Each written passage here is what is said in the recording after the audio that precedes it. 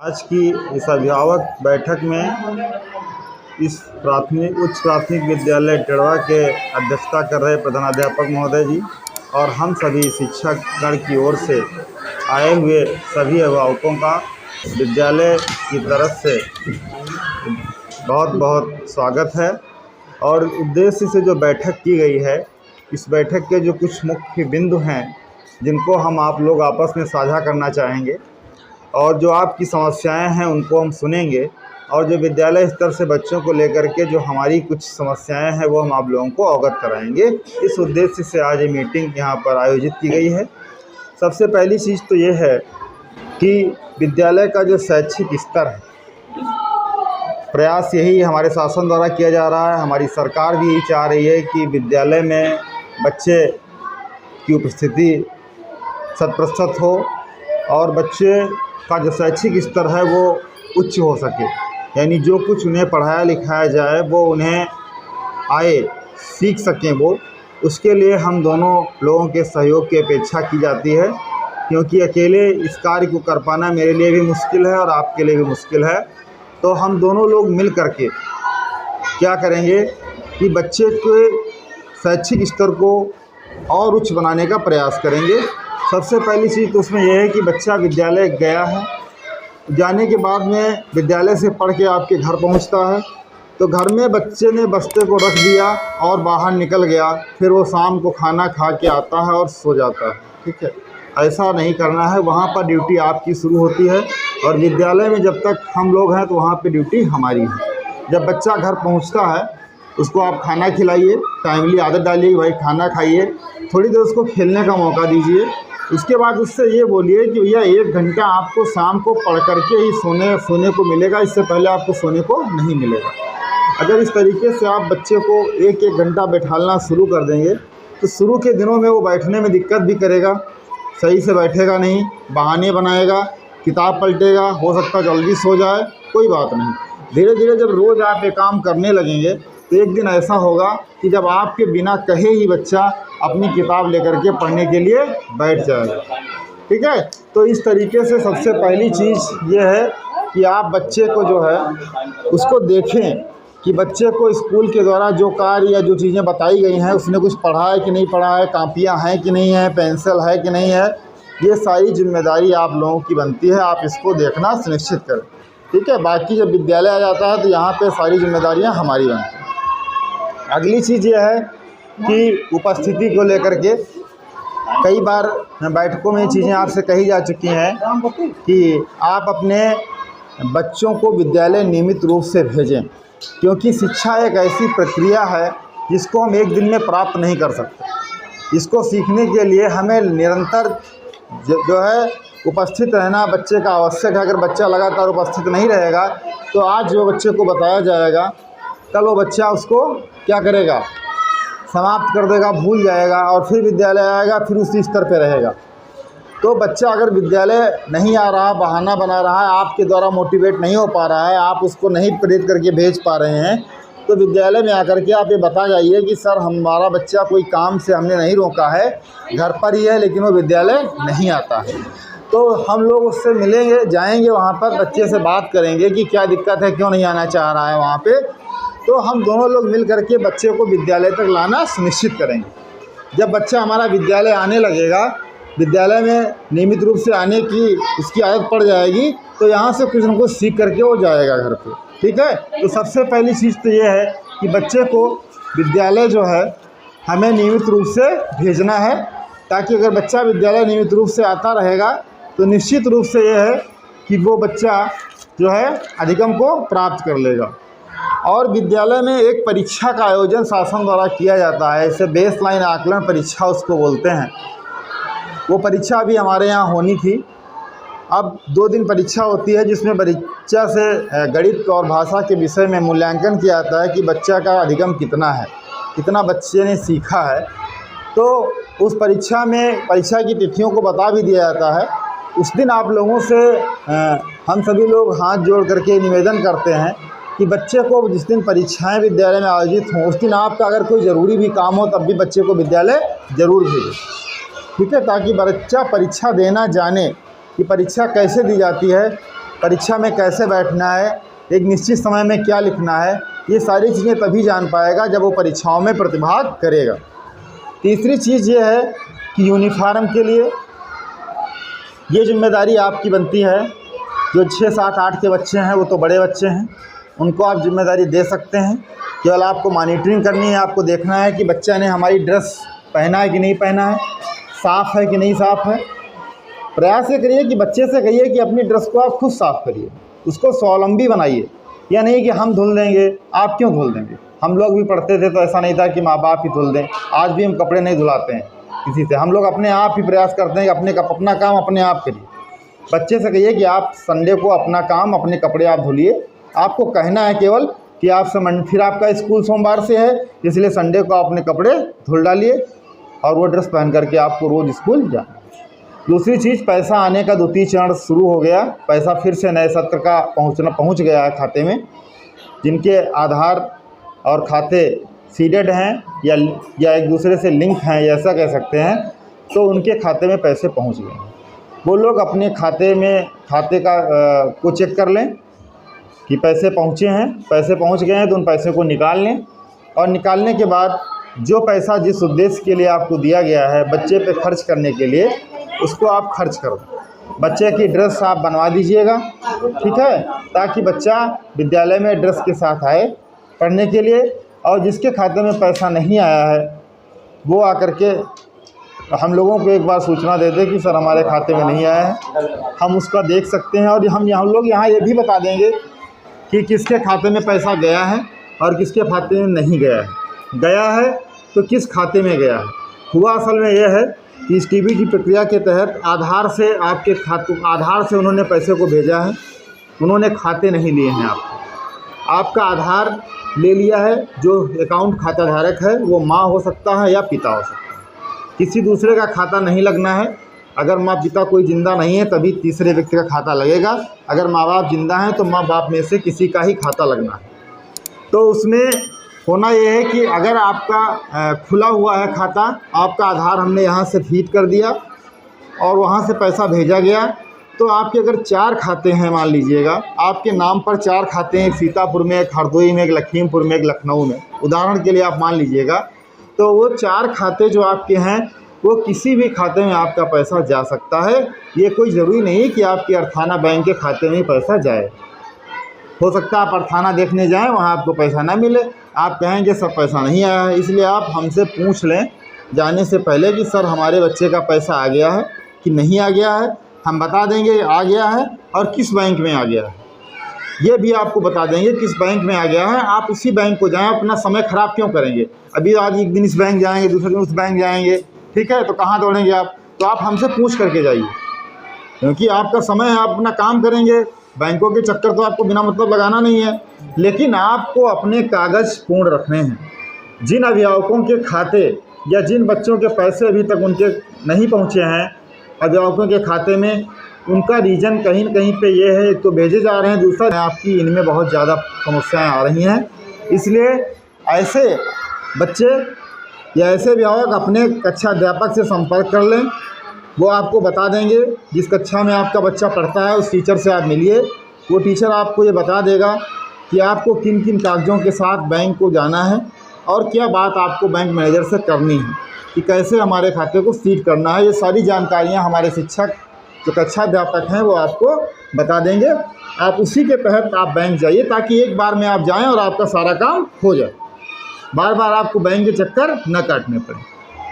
दूसरी चीज़ तो ये हो गई, ठीक है। और स्वेटर, बैग, ये तो बता ही दिया गया है, जूता, मोजा, सारा पैसा। पहले क्या होता था, विद्यालय में आपको दिया जाता था बच्चे को, अब की बार आपको खुद खरीदना है। पैसा आपके खाते में है, आप अपनी इच्छा से जो विद्यालय की ड्रेस चलती है वो ड्रेस खरीद दीजिए, उसके जूते खरीद दीजिए और उसके मोजे और बैग खरीद दीजिए, और बच्चे को रोज़ नियमित रूप से आप विद्यालय भेजिए। और फिर आप देखिएगा कि थोड़े दिनों में आपके बच्चा जो है कितना बदला आपको नज़र आएगा। जब वो रोज़ विद्यालय आएगा, अच्छे कपड़े पहन कर के आएगा, पढ़ेगा जाएगा, तो आपके बच्चे के अंदर बदलाव दिखना शुरू हो जाएगा। लेकिन उस बदलाव को लाने के लिए हमें बहुत मेहनत करनी पड़ेगी, उसके लिए बहुत ध्यान है। जैसे खेत में हम बीज बो करके आते हैं तो तुरंत तो बीज नहीं जम जाता है। बो के आते हैं, फिर टहलने जाते हैं, एक दिन देखते हैं थोड़ा सा अंकुर निकल रहा है, कहीं निकल रहा है, कहीं नहीं का, धीरे धीरे कुछ समय पाने के बाद एक फसल बन करके तैयार हो जाता है। ऐसे ही आपका बच्चा आज धीरे धीरे आप उस पर प्रयास करेंगे, मेहनत करेंगे, धीरे धीरे वो आप का ही नहीं, इस पूरे ग्राम समाज का, इस पूरे गांव का, इस ज़िले का, इस देश का एक अच्छा नागरिक बन करके तैयार हो जाएगा। ठीक है, तो आप अपने बच्चे को नियमित रूप से विद्यालय भेजें। ये बात आप लोगों से बार बार हर बैठक में अनुरोध के साथ कही जाती है। सिर्फ अगर आप बच्चे को विद्यालय भेजने लगेंगे, आप समझ लीजिएगा कि 60% लड़ाई आपने लड़ ली।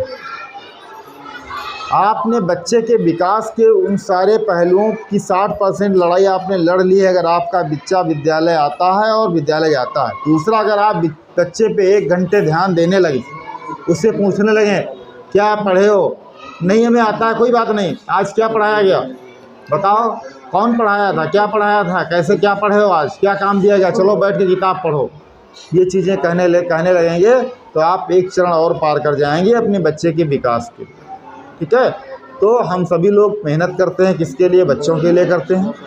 आप इतनी मेहनत करते हैं, कमाते हैं, खेतों में मेहनत करते हैं बच्चों को भरण पोषण के लिए।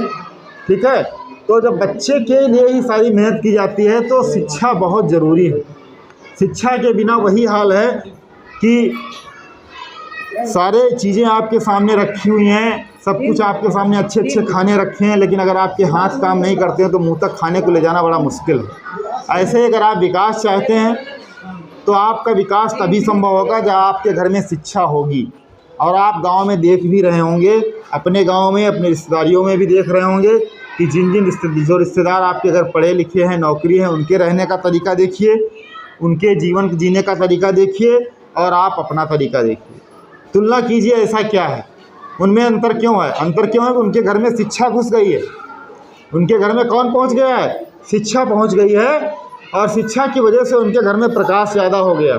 तो ऐसे ही आपको अपने घर को प्रकाशित करना है, और प्रकाश करने के लिए जो आपके ये छोटे छोटे बच्चे हैं, यही कल के सूरज हैं, इन्हें ही आप जो है मेहनत करिए, इन्हें संवारिए, और कल ये आपका भविष्य चमकाएंगे, आपका नाम रोशन करेंगे, यही बच्चे ही करें।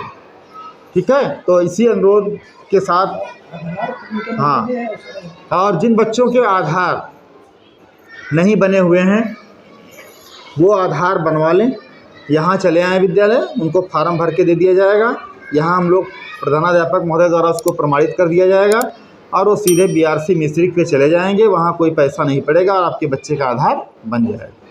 अगर आप हमारे संपर्क में रहेंगे तो आपके बच्चे की सारी चीज़ें पूरी हो जाएंगी। आप हमसे दूरी बनाएंगे, ठीक है, तो आप नहीं जान पाएंगे क्या चीज़ें कमी है, क्या नहीं कमी है। तो हम चाहते हैं कि हम और लोग मिल करके साथ साथ बच्चे के विकास पे काम करें। जो काम आपको करना आप करिए, जो काम हमारा है वो हम करेंगे। जिन बच्चों के आधार हैं, आपने यहाँ नाम लिखा दिया है, किसी का संगीता, वहाँ पे लिखा है विनीता आधार में, ये बहुत बड़ी समस्या है, आगे चल कर के आपके बच्चे के लिए समस्या बनेगी। जन्म तिथि यहाँ कुछ और लिखी है, आपने कुछ और लिखा रखी है, ये सारी चीज़ें आगे जा कर के फंस जाएँ, तब आप बहुत परेशान होंगे और समय संशोधन कराने में आपको बहुत सी कठिनाइयों का सामना करना पड़ेगा। इसलिए आप बच्चे का देखिए, पता करिए कि विद्यालय में क्या नाम लिखा हुआ है, आधार पे क्या नाम है। जो बच्चे का विद्यालय में नाम है वही नाम उसका आधार पे कराइए। ठीक है, ये काम आपको अनिवार्य रूप से कराना है। ठीक है, बच्चे के सबसे पहले कागजात सही कराने हैं, कागजात सही कराने हैं, उसके कागज़ सही करा दीजिएगा। ठीक है, जो कागज़ सही करने में जो फार्म भरना है, जो फ़ोटो लगनी है, कहाँ जाना है, कैसे होना है, ये जानकारी हम आपको देंगे। ये सारी जानकारियाँ आप हमसे लीजिएगा, हमारे शिक्षकों से प्राप्त करिएगा, लेकिन आप ये काम करा लीजिएगा जल्द ही जल्द, ताकि बच्चे के जो आधार की समस्या आ रही है ये समस्या ख़त्म हो जाए। अगर आप लोगों के नाम में भी कोई अंतर है, बैंक में कुछ और है, आधार में कुछ और है, तो आपका बैंक का खाता सीड नहीं हो पाएगा। तो आप या तो उस बैंक का खाता बंद कराइए या तो उस आधार में संशोधन कराइए। जो आधार पे नाम है उसी आधार से आपका बैंक का खाता होना चाहिए। ठीक है, और दूसरी चीज़, कुछ बीमारियां हैं जैसे डेंगू इस समय फैलने की तैयारियां हैं और बहुत सारे रोग फैलेंगे। इस संबंध में भी विद्यालय है, क्योंकि यहाँ पे तो गांव का विकास करना इस विद्यालय का कार्य ही है कि लोगों के अंदर अच्छी चीज़ें जानकारियाँ पहुँच सकें। तो जो बीमारियां फैलती हैं, आप लोग मोस्टली साफ़ सफाई का ध्यान रखिए। बस बासी खाना मत खाइए, साफ़ सफाई का ध्यान रखिए, नल का अपना पानी पीजिएगा, ठीक है। अपने शरीर को साफ़ रखिए, अपने कपड़ों को साफ़ रखिए, ठीक है। कोई बीमारियां नहीं फैलेंगी। मेहनत आप लोग सब लोग करते ही हैं, ठीक है। तो ऐसा कुछ बीमारियों से डरने की ज़रूरत नहीं है। बस 2-3 चीज़ें हैं। साफ़ सफाई बहुत ज़रूरी है। अगर साफ़ सफाई नहीं रखेंगे तो फिर बहुत सारे कीटाणु या मच्छर इस तरीके के फैलते हैं जो बहुत सारी बीमारियां पैदा करते हैं, जैसे बुखार वगैरह इस समय गाँव में चल रहा, लोग अधिकतर बुखार से पीड़ित हैं। तो ये बुखार को आसान मत समझिएगा। इस बुखार में पैरालिसिस हो जाता है, लकवा मार जाता है, बच्चे का शरीर या आपका जीवन खराब हो सकता है, ठीक है। जीवन भर आपको अपंग पड़े रह सकता है। तो ऐसी स्थिति ना आने दीजिएगा। इन सब चीज़ों को आप ध्यान से करिएगा। जो और लोग नहीं आए हैं उनको भी बताइएगा कि अच्छे से साफ़ सफाई रखें, अपने विद्यालयों को बच्चों को विद्यालय भेजें। और जो बच्चे नाम लिखने के लायक हैं, अगर किसी का बच्चे का नाम लिखाना है और एज पूरी करता है तो नाम अपना लिखा भी सकता है विद्यालय में। किताबें अभी हमारे यहाँ आ रही हैं, वो आपको अवेलेबल हो जाएंगी। बाकी चीज़ों के लिए पैसा आपके पास पहुँच गया है, आप उन चीज़ों को ख़रीदिए और बच्चों को आप भेजिए, ठीक है। इसके अलावा अगर आपकी कोई समस्या हो तो अपनी जगह से आप खड़े होकर के अपनी समस्या पूछ सकते हैं। जो समस्या है, बच्चे की पैसे संबंधित समस्या है, आधार से संबंधित समस्या है, बैंक संबंधित समस्या है, पढ़ने लिखने संबंधित समस्या है, सारी समस्याएं, जो समस्या आपको लगती है वो हम लोगों से शेयर कर सकते हैं, ठीक है। हमारी तरफ से जो आपको कुछ प्रमुख बिंदु थे वो आप उनको अवगत करा दिया गया है। अगर आपको लगता है कि कोई जानकारी पूछनी है तो आप हमसे पूछिएगा। परीक्षा के बारे में बताइए।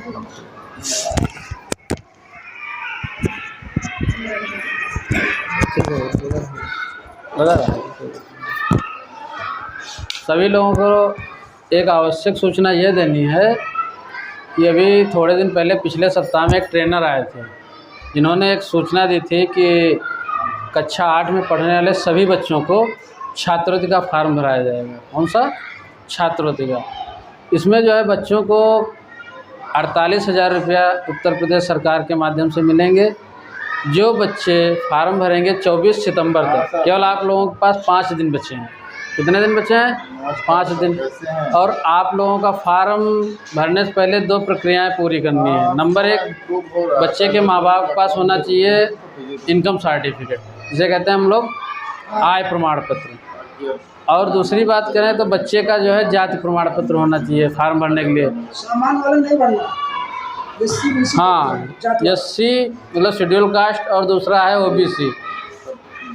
तो 2 जातियों के लिए जो है स्पेशली कास्ट सर्टिफिकेट बनवाना पड़ेगा।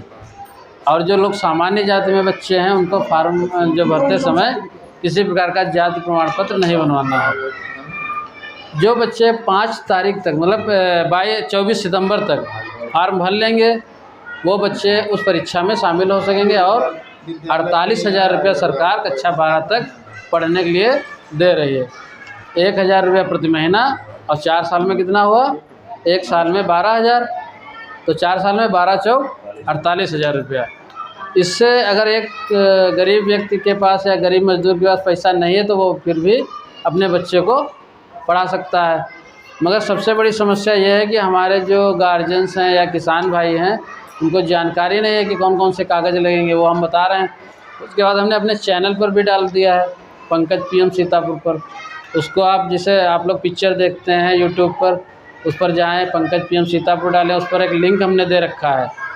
अगर किसी व्यक्ति को फार्म खोलना नहीं मालूम है किसी दुकानदार को, तो आप पंकज पीएम सीतापुर पर जाएँ, उसके बाद एक प्लेलिस्ट बन के आएगी। उस प्लेलिस्ट में जैसे ही आप इंटर करेंगे, मतलब जैसे क्लिक करेंगे, वैसे ही हमें डिस्क्रिप्शन बॉक्स में उस फार्म भरने से संबंधित लिंक दिया है, उसको नीला नीला दिखाई पड़ेगा। वो जैसे क्लिक करेंगे वैसे ही फार्म खुल जाएगा। चाहो तो अपने मोबाइल से भर लो और चाहो तो किसी पड़ोसी दुकान से या किसी भी ऑनलाइन जन सुविधा केंद्र या कहीं से भी, रामकोट, सीतापुर, गाजीपुर, अर्थाना, जहाँ सुविधा लगे। तो खासकर बात यह है कि कक्षा 8 वाले फार्म भरेंगे। फिर यही प्रक्रिया कक्षा 7 वाले बच्चे 6 महीने बाद कक्षा 8 में आ जाएंगे। वो लोग अगर तैयारी करते रहें तो हमारा विश्वास है कि इस स्कूल के सभी बच्चे छात्रवृत्ति पा सकते हैं, चाहे वो कक्षा 6 का हो, 7 का हो। तैयारी कराना अभी से स्टार्ट कर दीजिए। कक्षा 8 तक आएगा तो बच्चा हमारा तब तक बहुत मजबूत हो जाएगा पढ़ाई में। और हमारे विद्यालय के लगभग 100% रिजल्ट जाएगा कि यहाँ के बच्चे छात्रवृत्ति सभी पा रहे हैं, ठीक है। तो इस छात्रवृत्ति को पाने के लिए आपको क्या करना है, फार्म ऑनलाइन करना है। पहली बात क्या बनवाना है, एक लोग बताओ। आय प्रमाण पत्र। नहीं, आप लोग बताइए क्या बनवाना है। पहला आय प्रमाण पत्र और बोलो एक बार। हाँ, जात किसकी बनेगी, बच्चे की। बच्चे की जाति, माता पिता का इनकम। और इनकम अगर 3.5 लाख रुपए, एक चीज़ और समझ लो, अगर 3.5 लाख रुपए से ऊपर है वो फार्म नहीं डाल पाएगा, और जिसकी इनकम सालाना 3.5 लाख रुपए से कम है वो फार्म डाल लेगा। तो 48,000 रुपये फ़ायदा होने वाला है बच्चों को पढ़ाने के लिए। तो सभी लोग अपने बच्चों को फार्म भरवाएंगे कि नहीं, भरवाना है कि नहीं। तो भरवाना है तो बच्चों के लिए साथ साथ सारे कागज़ तैयार कराओ और तुरंत ऑनलाइन कराओ जा कर के कहीं पड़ोस में। फार्म सब ऑनलाइन है टोटल। जैसे फार्म ऑनलाइन, सुनो आप लोग सुनो, ऑनलाइन करने का तरीका हमने बता दिया कि पंकज पीएम सीतापुर पर जाओ, प्लेलिस्ट में पहला लिखा है उसमें छात्रवृत्ति 48,000 रुपये, उसी वीडियो खोलो, उसी में नीचे लिंक दे दिया हमने, वहाँ फार्म तुरंत खुल जाएगा, ठीक है। इतनी बात समझ में आ गई। मगर तैयारी सबकी कराओ, 6-7, ये तो फिर भरना है भाई अगले साल 7 वालों को भरना है 6 महीने बाद, तो तैयारी 7 वाले की भी करवाओ। फिर उसके 1 साल बाद 6 वालों को भरना है, तो तैयारी 6 वाले की भी करवाओ, 7 वाले की करवाओ और 8 वाले की भी। जब अगले साल फार्म पढ़ें तो वो बच्चे जल्दी सेलेक्ट कर लिए जाएंगे। भाई जब पढ़ेंगे तभी तो सेलेक्ट होंगे, ठीक है। तो ये आपके लिए बहुत ही महत्वपूर्ण जो भी जानकारी थी वो हमने दी है। अब जो भी सर बताना चाहते हैं हमारे प्रधानाचार्य जी वो बताएंगे। पिछली बार फार्म जितनी जगहें थी उससे कम फार्म पड़े थे। जिसने फार्म भर दिया, परीक्षा दे दी, सबका हो गया था। तो इस साल कह रहे ज़्यादा से ज़्यादा बच्चे भरे, परीक्षा होगी उसके हिसाब से। जैसे 5,000 बच्चों को देना है, बच्चे भरे 4,500, तो जिसने भर दिया सबका हो गया। तो ज़्यादा से ज़्यादा कहते भरे फार्म, उनकी परीक्षा होगी, जो पास हो गया उनको मिलेगा। प्रयास करिए। जो सामान्य जाति का है, ठीक है, उसकी आय प्रमाण पत्र लगेगा। और जो ओबीसी में है और यानी पिछड़ी जाति में है या अनुसूचित जाति में है, उनको जो है सिर्फ अपना जाति प्रमाण पत्र लगाना। जाति